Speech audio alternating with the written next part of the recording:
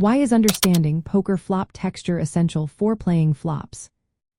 Have you ever wondered why some players seem to have an edge when it comes to post-flop play?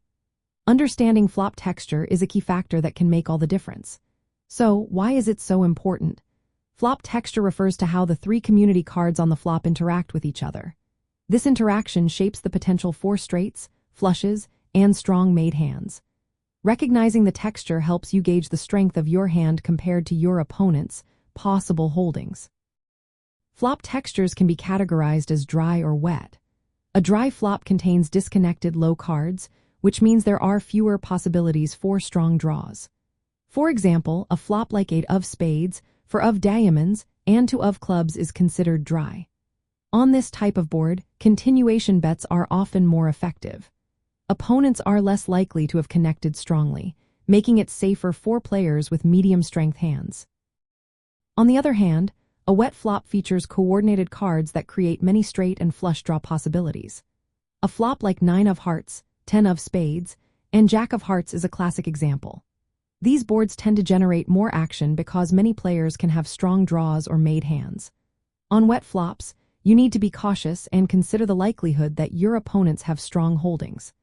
This awareness can affect your bet sizing and whether you should continue aggressively. Additionally, some players classify boards as static or dynamic. Static boards are those where the best hand on the flop is unlikely to change by the river. These include paired boards or those with very high cards that do not connect well. Dynamic boards, like Jack of diamonds, 10 of spades, and 9 of hearts, allow for many possible improvements. This requires more flexible and careful play. Understanding flop texture also helps you narrow down your opponent's range. If the flop texture is unlikely to help certain hands, you can discount those from their range. This insight improves your decision-making on whether to bet, call, raise, or fold. It also informs when bluffing might be effective. Some textures are more conducive to representing strong hands than others.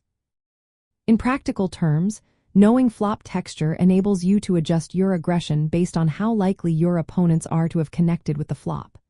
You can size your bets appropriately to protect your hand or extract value.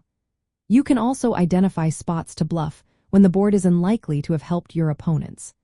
This knowledge helps you avoid costly mistakes by folding when the texture strongly favors your opponent's range.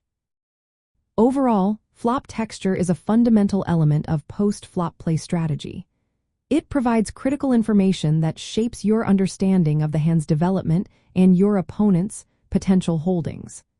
Mastering flop texture analysis allows you to play the situation effectively, rather than just your cards.